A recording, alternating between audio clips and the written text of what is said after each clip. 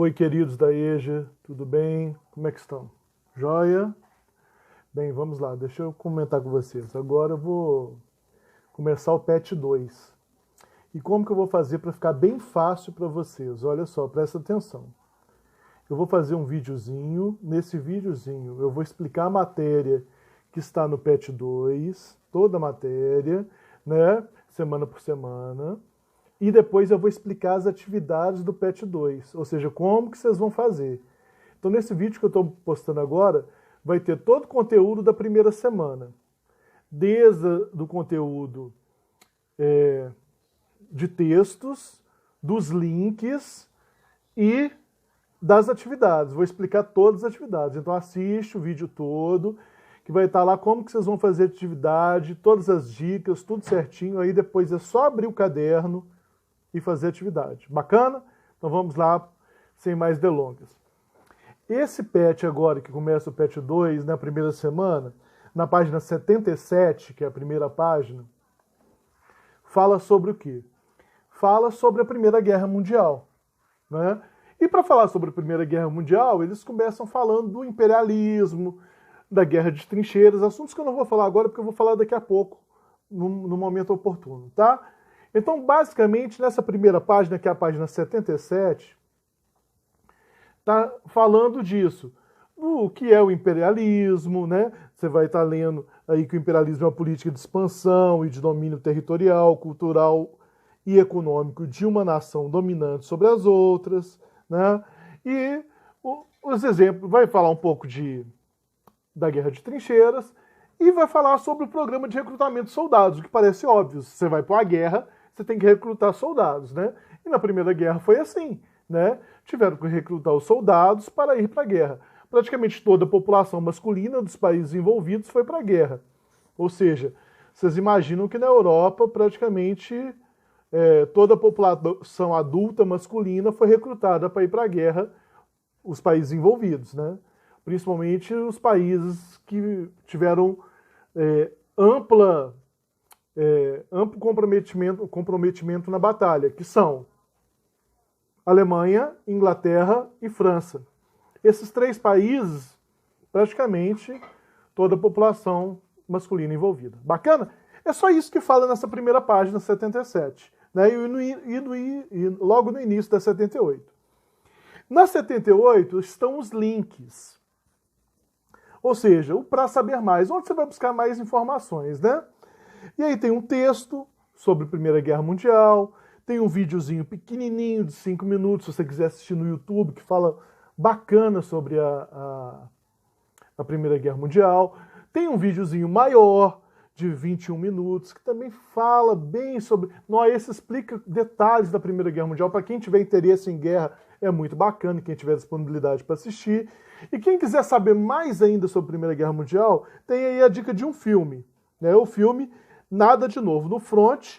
O filme está disponível no YouTube, é um filme de mais de 2 horas. E quem gosta de guerra, assiste o filme, que vai achar o maior barato o filme. O que esses vídeos, esse filme e esse texto falam sobre a Primeira Guerra Mundial? Eles contam a história da Primeira Guerra Mundial. E o que foi a história da Primeira Guerra Mundial? Vamos rapidinho para a gente tentar entender. A Primeira Guerra Mundial foi o primeiro confronto que envolveu grande parte dos países do mundo e envolveu esses países de maneira absurda. Esses países passaram a estar totalmente envolvidos com o propósito de guerra. Essa Primeira Guerra Mundial ela tem alguns motivos. O primeiro motivo é o chamado imperialismo. Lembra que eu toquei no assunto lá no início? O que é esse imperialismo? São os grandes países competindo por mercados consumidores e por mercados fornecedores de insumos. Esses grandes países vão estar competindo pela África, pela América do Sul, pelo Oriente. Quem são esses países? Basicamente 2 nessa época, Inglaterra e Alemanha. É a briga de quem manda no mundo. Quem mandava no mundo era a Inglaterra e a Alemanha queria tomar o lugar dela.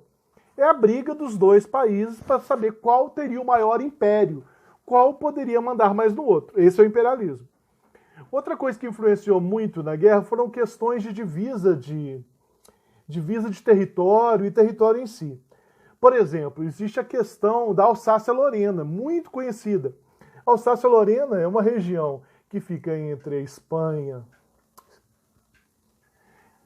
estou sonhando com Espanha, entre França e Alemanha, onde o que acontece? Essa região é uma região muito importante economicamente, principalmente no que diz respeito à agricultura. Essa região, historicamente, sempre foi da França. E a Alemanha tomou essa região. Então, vocês imaginam que os franceses não ficaram nada satisfeitos, né, com a Alemanha passar a mão em parte do seu território. Isso gera todo um revanchismo, uma rivalidade. Isso é chamado de revanchismo francês, né, um sentimento da França em relação à Alemanha.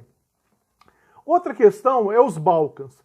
Os Balcãs, para quem não conhece, é aquela região onde fica Bósnia, fica Sérvia, é aquela região da Europa onde sempre está tendo um monte de confusão, porque é uma região muito rica em insumos, principalmente em petróleo, uma região muito explorada. Então, nessa época não era diferente. Tinham vários países brigando por mandar nessa região. A Sérvia queria dominar toda a região para ela, a Rússia queria dominar a região, a Áustria queria dominar, a Turquia queria dominar, ou seja, não faltava gente para querer mandar na região. Era uma confusão, uma briga danada sobre a região. Uma região explorada durante muito tempo, né, pelo Império Austro-Húngaro, e que agora a Sérvia queria tomar conta da região. Ou seja, existia realmente uma briga por domínio da região, né? Então, essa questão envolvendo os Balcãs, a região dos Balcãs, também vai se tornar um fator importante para o começo da guerra. Bem, como que a guerra começa? A guerra começa quando o herdeiro do trono austríaco, né, um cara chamado Francisco Ferdinando, resolve passear em plena Sarajevo, capital da Sérvia. Ou seja, lá nos Balcãs, onde o bicho estava pegando, onde estava voando bala para todo lado, onde todo mundo se odiava, o cara resolve passear de carro aberto no meio da cidade. Não deu outro, apareceu um na frente dele e deu uns tiros nele. Quando matam ele é assassinado, Francisco Ferdinando, herdeiro da Áustria, aí a guerra começa, né? Foi o estopim para o começo da guerra, da Primeira Guerra Mundial. Começar a Primeira Guerra Mundial, ela tem 3 fases distintas. A primeira fase é a fase de movimento, onde as tropas vão se movimentar, formando basicamente 2 frontes, né? Um fronte com o Oriente e um fronte ocidental. Esse fronte ocidental vai ser o fronte mais pesado, que é onde vai ocorrer as batalhas, principalmente entre França e Alemanha, então é um fronte mais pesado. A segunda fase é a fase da Guerra das Trincheiras. O que são trincheiras? São buracos, gente. O pessoal cavou buracos e se escondiam dentro dos buracos. Entre um buraco de um e um buraco de outro existia uma terra de ninguém. E um saía do buraco e atirava no outro, outro saía do buraco e atirava no outro. Eles passaram 3 anos nesses buracos, né? De 1914 a 1917 é a fase da Guerra das Trincheiras, onde os soldados estavam dentro dos buracos, sobrevivendo naquela loucura, né? Convivendo com animais, com podridão, com falta de alimento, com pessoas mortas, com problemas mentais, com tudo que você possa imaginar de horrível por um ser humano. Ele ficou ali dentro daquele buraco, tentando atingir o inimigo que estava do outro lado. Essa é a Guerra das Trincheiras, a tão famosa Guerra das Trincheiras que ocorreu na Europa. A terceira fase é quando a Rússia sai da guerra e os Estados Unidos entram, em 1917. Né? Essa terceira fase vai ser marcada pelo uso maciço de novas tecnologias de guerra. Tecnologias de guerra como o submarino, que vai surgir aí. Né? Submarino é uma arma de guerra criada pela Alemanha na Primeira Guerra Mundial e surge aí. Os aviões, que vão acabar com as trincheiras, que vamos combinar. A partir do momento que os aviões passam a ser utilizados em larga escala, não adianta você ficar dentro do buraco, porque vem um aviãozinho e joga bomba em você. Então vai acabar com as trincheiras, porque surgem os aviões de guerra, os navios de guerra e por aí vai. Essa terceira fase marca uma fase de novos inventos para o mal, ou seja, inventos para a guerra. Né? A guerra acabou com a rendição da Alemanha, com o Tratado de Versalhes, onde a Alemanha é aniquilada. Né? Com a guerra, a Alemanha sofre uma retaliação pesada, no final ela é considerada culpada de todos os males da guerra. Ela é retirada grande parte do território dela, fica com uma dívida enorme, isso provoca fome na Alemanha, e vai provocar a Alemanha uma raiva terrível que vai levar à Segunda Guerra. tá? Tudo isso por causa do Tratado de Versalhes, que pôs fim à guerra. É bom lembrar que essa guerra também, da Primeira Guerra, já foi utilizado as armas químicas, como o gás clorídrico e o gás mostarda. Já foi utilizado nessa Primeira Guerra. Gás mostarda que provoca efeitos horrorosos. E já foi utilizada na Primeira Guerra, nessa fase, já lá na fase de trincheiras. Bacana? Então essa foi a Primeira Guerra, é isso que esses textos, basicamente, da página 78, falam para vocês. Então, fala todo esse horror da guerra. Bacana? Vamos para as atividades, para a gente fazer as atividades? Muito bem. As atividades estão lá na página 79. Então, a primeira atividade, atividade 1, página 79, tem um texto, né? E logo lá tem a questão A. Questão A. Como explique o que justifica, segundo o texto, o orgulho da burguesia europeia? Esse texto está falando da Belle Époque, onde a Europa se achava o centro do mundo. O orgulho europeu era ser o centro do mundo. Eles mandavam em tudo. Eles definiam, igual fala do texto, desde o preço do bondinho do Rio de Janeiro até um preço lá no... quanto recebia um trabalhador lá em Hong Kong. A Europa se achava. O modo do europeu viver, a cultura, a arte, ele se achava. Então, orgulho europeu, né, de ser o centro do mundo. De que maneira podemos perceber a visão etnocêntrica dos personagens da Belle Époque? E aí está o que eu acabei de falar, né? Tá aí o próprio texto fala, né? A forma que eles mandavam no mundo, né? Interferia ali, interferia aqui, se achavam o centro. É interpretação de texto, tá tudo no textozinho aí, facinho de fazer essa primeira questão, tem nem mistério, né, gente? Olha lá, lê o texto que você consegue responder com tranquilidade, né? Para EJA isso é muito fácil, hein? Vamos lá para a atividade 2? Atividade 2 tem outro texto, né? O texto aí da Era dos Extremos, um livro espetacular. E depois tem lá a questão A.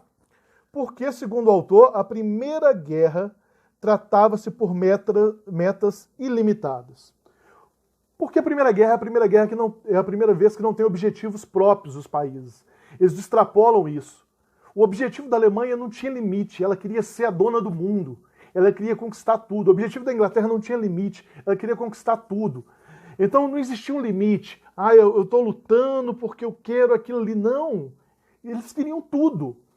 Tudo. O céu era um limite. Então era uma guerra ilimitada. Uma guerra onde os países estavam em estado total de guerra. Pela primeira vez só se pensava em guerra. Então, por isso era uma guerra ilimitada. O próprio texto fala isso, você vai ler, dá uma lida que você vai ver. É uma guerra sem fim, né? Porque eles não tinham, eles queriam, era um fim de um ou de outro. Qual seria o fim da guerra? A derrota da Alemanha ou a derrota da Inglaterra. Quando uma tivesse aniquilada, aí seria o fim. Então não era uma guerra sem limites, nenhuma queria conquistar nada. Era uma guerra destrutiva, tá bom? A B. De que maneira as potências desenvolvidas do mundo contemporâneo asseguram a expansão de seus territórios, de seus respectivos mercados? Como que hoje as potências asseguram a expansão dos seus mercados? É simples, através de acordos bilaterais. Você vê isso todo dia na televisão. O país faz acordo com aquele. Você vê, por exemplo, que ninguém briga com a China. Por quê? Porque depende de produtos chineses. Então depende de acordos, né? Acordos feitos pela OMC, Organização Mundial do Comércio. Tudo isso regido por um jogo, né? Um jogo de relações internacionais. Por isso é muito grave quando ocorrem algumas coisas entre países. Assim os países vão minando seus mercados. Lembrando que existem aquelas taxas que protegem os países, né? Todo país tem aquela taxa para que se importe produto, né, chamada taxa alfandegária, para a proteção do seu mercado. Então, é assim que os países hoje tentam expansão de mercados, através de acordos, né, através de tratados, dessa maneira. Bacana? Então é simples assim, duas atividades, basicamente interpretação de texto. Você vai simplesmente colocar o número da página 79 e 80 no seu caderno, colocar lá a questão 1, A, e responder. Não precisa de copiar, é só responder. Bacana? Faz bacana e quando eu voltar eu dou visto e avalio. Tá bom? Grande abraço, fiquem com Deus e até semana que vem. Ó, gente, vamos formar.